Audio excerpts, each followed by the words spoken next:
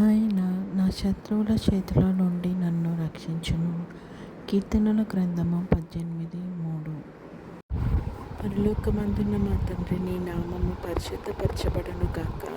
నీ రాజ్యము వచ్చును గాక. నీ చిత్తం పరలోకమందు నెరవేర్చున్నట్లు భూమి యందు నెరవేరును గాక. మా అనుదిన ఆహారం నేడు మాకు దయచేయము.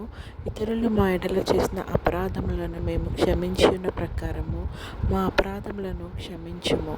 మమ్మల్ని శోధనలోకి తేక కీడు నుంచి తప్పించుము. ఎందుకనగా రాజ్యము, శక్తియు, మహిమ నిరంతరం నీవై ఉన్నాయి తండ్రి. ఆమేన్. యెహోవా నిన్ను ఆశీర్వదించి నిన్ను కాపాడును గాక. యెహోవా నీకు తన సన్నిధిని ప్రకాశింపచేసి నిన్ను కరుణించును గాక.